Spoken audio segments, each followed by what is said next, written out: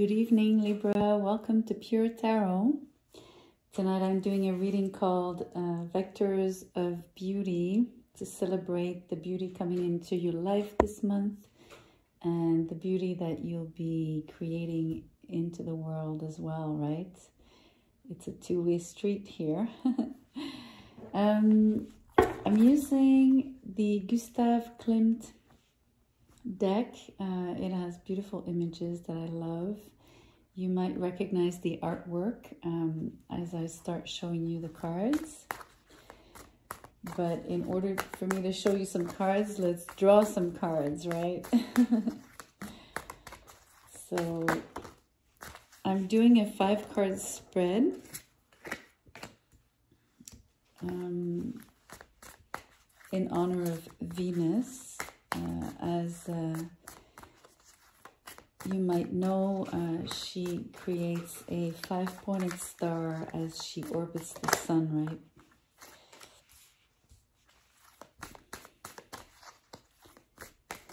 Every 8 years.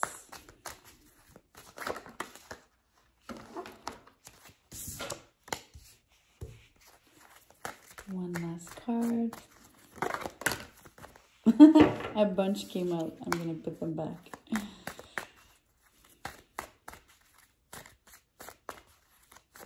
Just one, please, for Libra.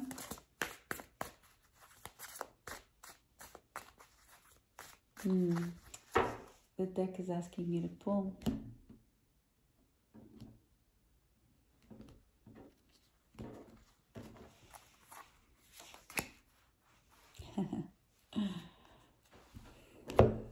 Someone wanted to come out. So let me show you. The first card out is the 5 of Cups. Second card out is the 2 of Wands. Then you have the 2 of Cups. The 7 of Wands. And this guy wanted to come out. The Knight of Wands. Okay.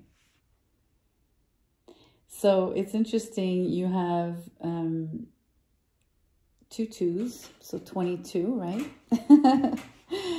So that's always auspicious, especially this year. It's all about number 22.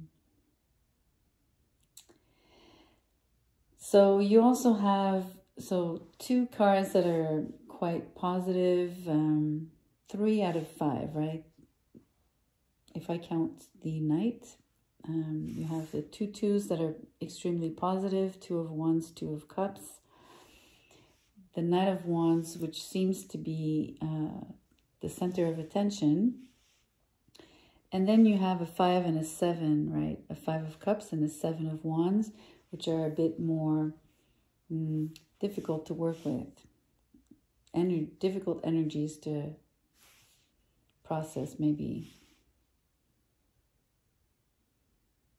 So let's talk about the Knight of Wands to start with.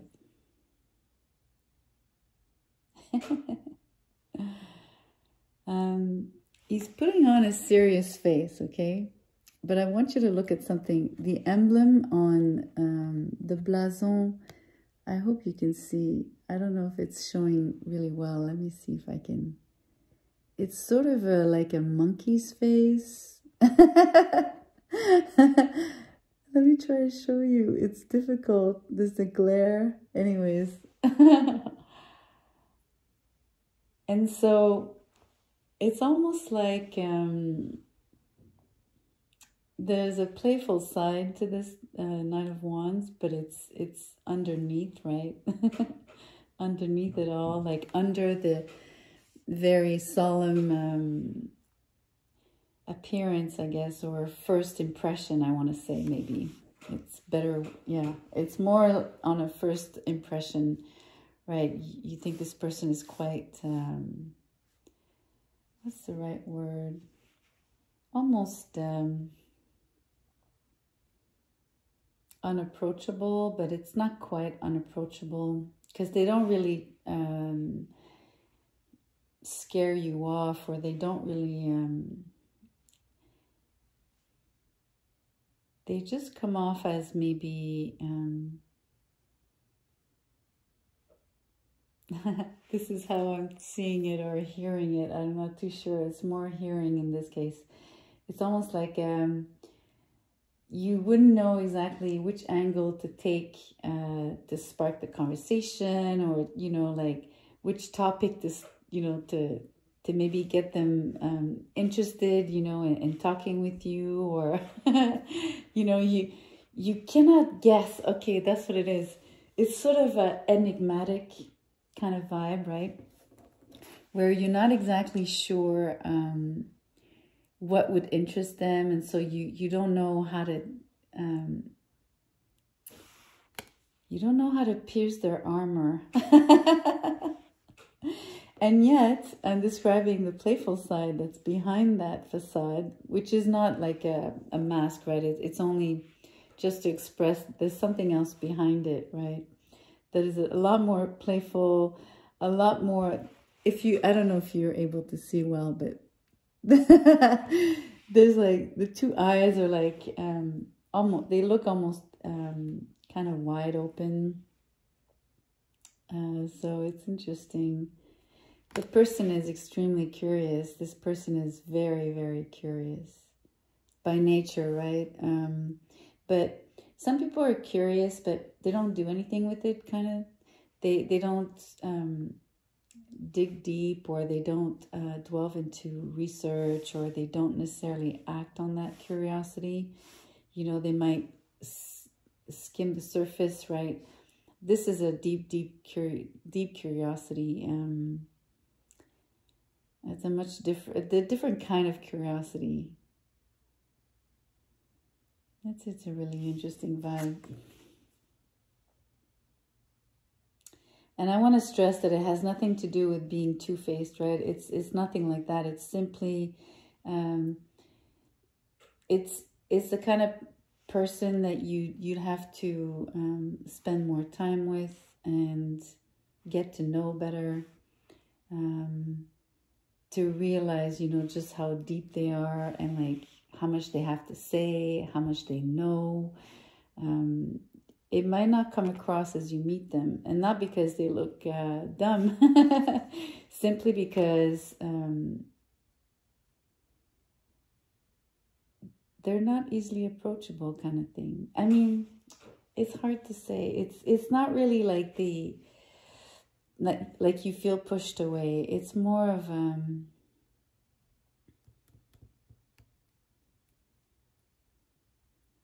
I don't know. I'm getting the idea that it might not be the same depending on who they interact with. So it's almost like with some people, they will be absolutely unapproachable. They will make you feel like, don't come any closer, you know, like, I'm cool, but, you know, this is where it ends, or this is where it stops, or there's a line there for sure, right? And then there are other kinds of people that are able to get closer. But it's always this person's choice. It's always, he always has the last word about that, not you. And it's interesting because, you know, if you take the surface level interpretation of the Knight of Wands, this guy would be open to all winds. He would definitely, you know, he would be blown in all directions, you know, in more than one direction. So it's not what I'm getting here at all. Maybe his curiosity is out in the winds, right? There's a lot of, it's a fire card, but I sense a lot of air. It's interesting. Maybe this person loves to fly. Like, could be like a parachute, could be... my brother used to go to this place where, you know, you can practice sky flying. What is it called? you learn how to skydive, but it's I guess it's a place where you learn, right? It's basically like a cylinder with crazy air like blowing, and you just float. Well, apparently it's really difficult. So my brother said. Anyway, you know what I mean, like flying in all kinds of ways. I mean, you could even be like scuba diving. If you scuba dive, somehow it's like being in space, right? Because your body's horizontal and you float, and so you have the impression that you're flying. So those kind of sensations, right?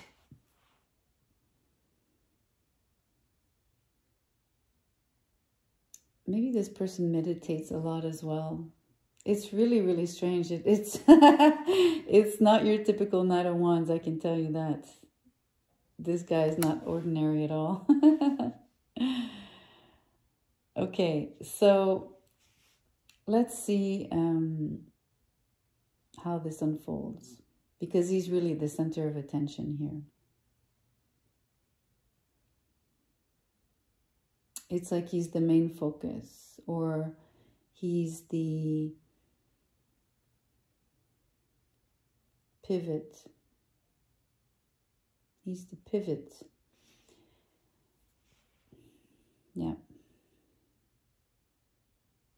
I also see, you know, like in Europe, like those intersections, they're not like here, right? Intersections in North America are like always 90 degrees, two roads crossing, right? In Europe, you have a lot of those circular intersections. So there's like, the pivot is like the center of that intersection, and then there's all these roads that radiate out, that kind of pivot with a lot more circular movement, motion attached to it.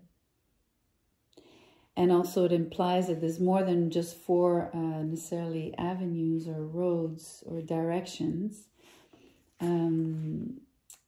It opens up to all directions.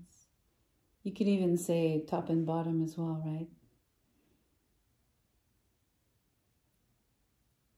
That's really interesting.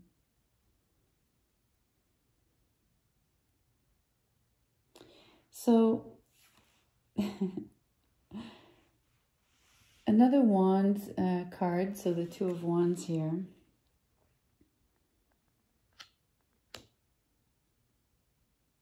So I'm going to say, Libra, that I want to associate this card with you simply because of the number 2. Maybe even, you know, the idea that it's 22, so the two sides of the scale. But I don't know, this character here is more like you. And that's intuitive. I'm not really able to support that differently than saying that's what I'm feeling. I mean, she's closing her eyes and daydreaming. She has this sort of prayer-like pose.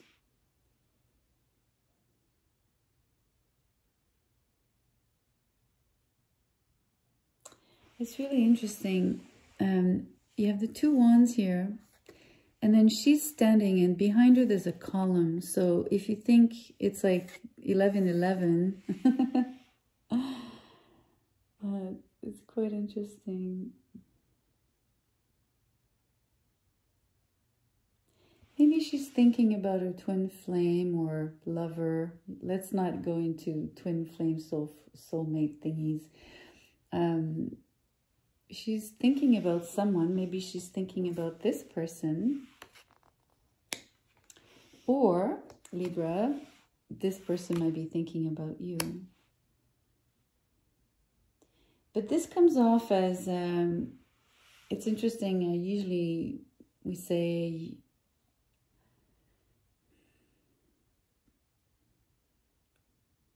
we often say the word manifestation on this card, but in this case, it's really daydreaming, which is a form of manifestation, granted, but this is more like in a very romantic way, right?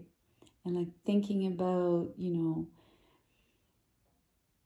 either souvenirs or, you know, things you wish to happen, or how you,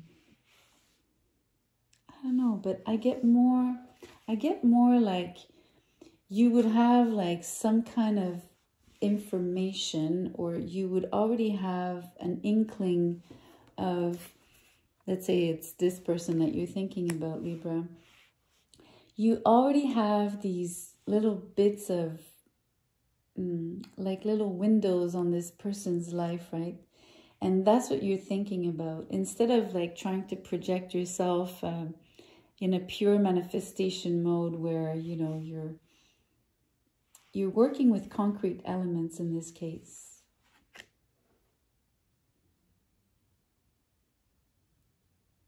It's interesting because it's making you focus differently, and it's making you sort of open your mind to, how can I put it? It's almost like a flower blooming slowly, like one petal at a time, right? That's the image I get. I don't know if it's because like the sort of stability here, the column is making me think that it's those informations that are things that are, you know, for sure or for real about the person. And then this column here, like the detail here, makes me think of petals. Something unfolding slowly.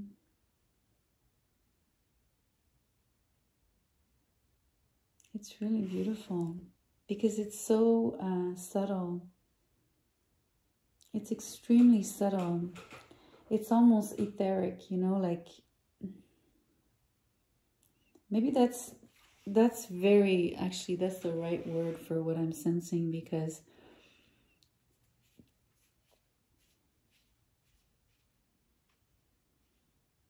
it's sort of a I don't know.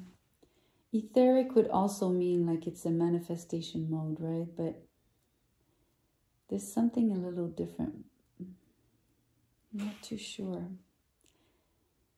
It's almost like I think maybe why I'm hesitating is because it's a sometimes it feels like very etheric and absolutely not visible or concrete, or, and then it's almost like there's another side to it, a little bit like this play that I had on the Knight of Wands. He's like so solemn. This is like what you see, and like that's really tangible. And then there's this other part where it's absolutely elusive and, you know, but like I said, it's not a negative, it's not in a negative way. It's simply, I don't know. It's really subtle. I think that's the best way to describe it. And then you have the Two of Cups here. You see, this, I don't know, this embrace is very concrete, right? It might not have happened, Libra. You know, Valentine's Day is coming up. So what a beautiful card to have so close to that date. Although, you know, it's such a popular, and basically it's an, how do you say, what's the right word for this? Like, it's overkill, right? Valentine's Day can be overkill sometimes, but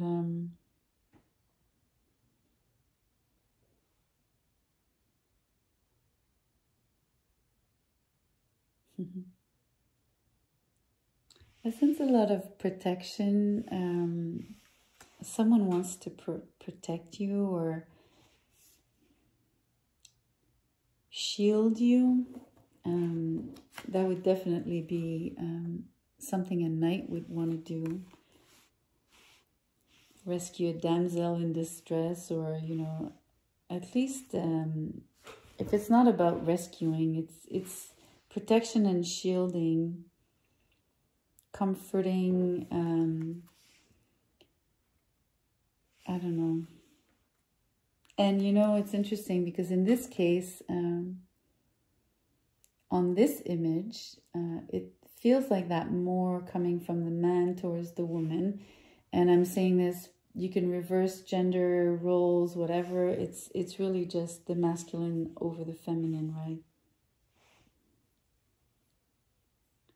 But in real life, it doesn't mean that it would only be not one-sided, but that it would only go in that direction. That's what I mean. It's only right here on this card, in this moment for this reading. Maybe it's the knight here is really the one who's comforting more than anything.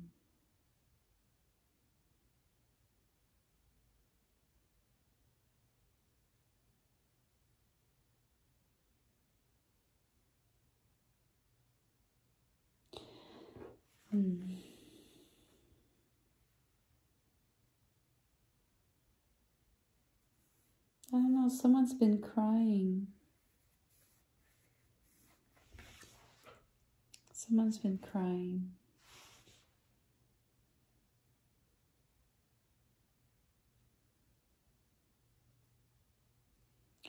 So, and it's funny because I felt it first here on the Two of Cups, but I mean, it's right here on the Five of Cups, right? A lot of sadness and disappointment, this, you know, disarray, or in French we say désarroi. I guess it's disarray in English.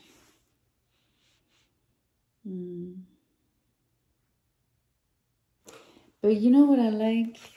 The silver lining of this card tonight is like the sadness is here, and the person who's been sad has been able to push that aside, you know.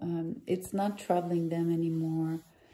You know, if you take a head for a head, right? So the person has been able to detach, disconnect from this pain, from the sadness. But actually, I want to retract the word disconnect, because it's much more, it's not cutting yourself, right, from the emotion. It's having gone through and past the emotion. So it's a lot stronger. It has a lot, first of all, it's also much more positive and long-lasting in terms of its effect, right? It's like breaking through. That's really beautiful energy. And then here, the Seven of Wands, another victory, right? This Thesis is killing the Minotaur on this card. So you're killing the beast, overcoming your demons, quote unquote.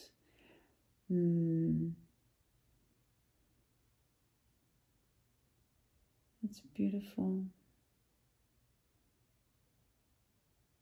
It looks like it's snowing. I like that. It's snowing gold. You know, here where I live, there's snow, right? And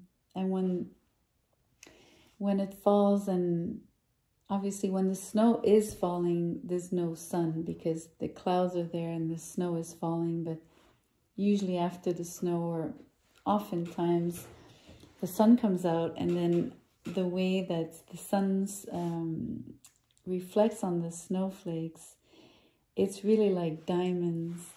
But this time, this is a golden snow.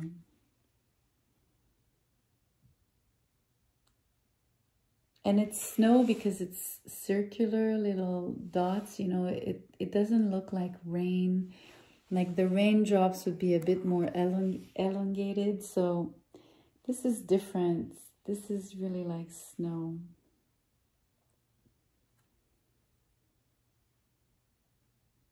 So what that tells me is that if you ever seen snowfall, it's really slow. And so there's kind of you're changing pace, right? There's something about peacefulness that comes after the victory.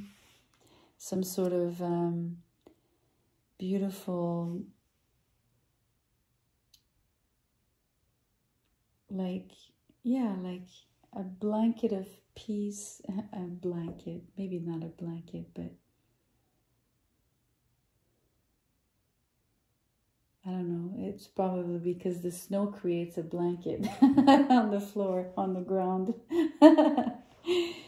That's why the word blanket came out. But I don't know. It's more like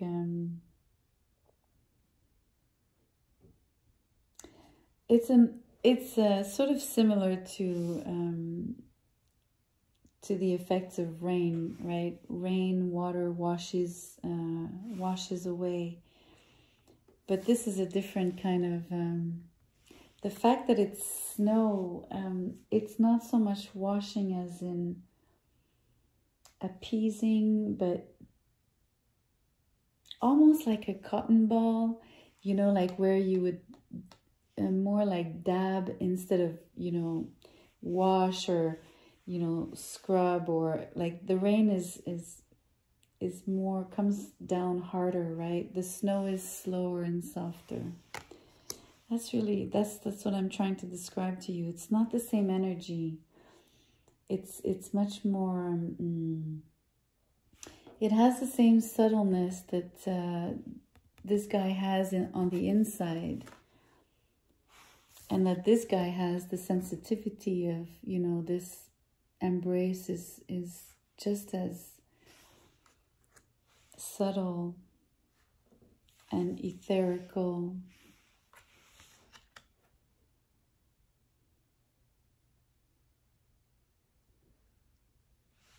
It's really beautiful.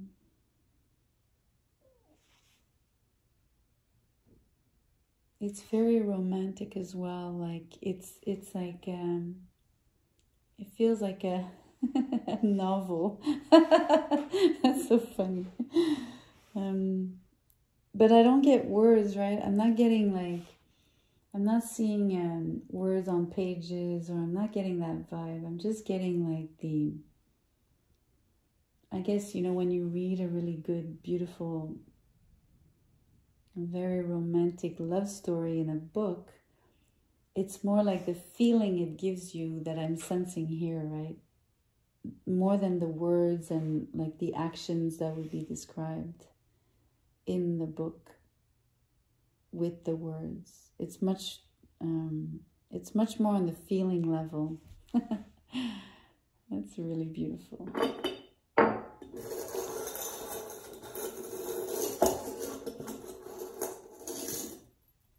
Oh, there's a bunch. Okay. Why not? There's like 5. There's 5. Okay, interesting. I got the microscope, which I got for another sign, and it's eluding me which one. I also have the sewing machine, which I also got for another sign. I'm going to show you them all, and then we'll see how they piece together. We have the sparrow, all the arrows describing the flying. This is like, you know, this is definitely flying. Then you have this, I guess, the law of gravity, right? Because it's the man under the tree with the apple. So it's Newton's law of gravity. And then you have the rooster.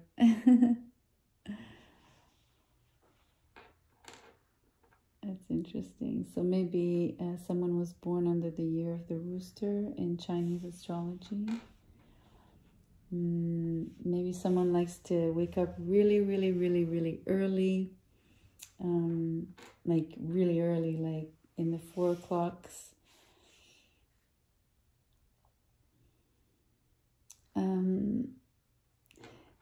It's really interesting. This is like the meditation. I was telling you that this person meditates a lot. And so here's this person meditating. And it's the same man that's here, right? It's interesting because these cards, I just want to go back to these cards. This is you, Libra, like you daydreaming. It's you overcoming sadness, overcoming, because you're this woman here crying. And then this knight here is the one that's coming in and hugging you, right? And then you have, oh, that's so funny. I just understood why the microscope is here, because of the eyes on that little monkey figure. Like, I told you the eyes are round, and I described so much the curiosity of this person, and this is their curiosity coming out, you know, about zooming in on things and like going really, really, really deep into subject matters, right? A sewing machine, that's really interesting. I'm seeing the sewing machine as, you know, how these two people are being sort of,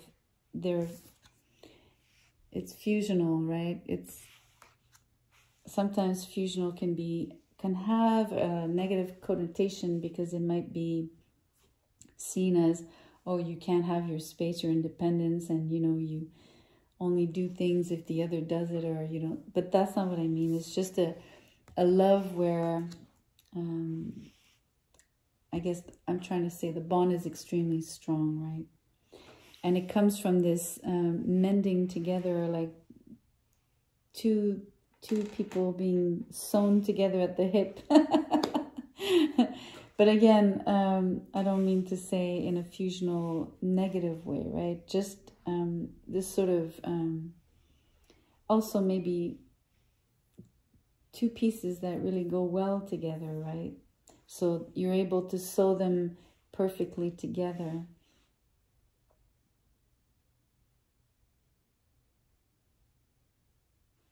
It's interesting.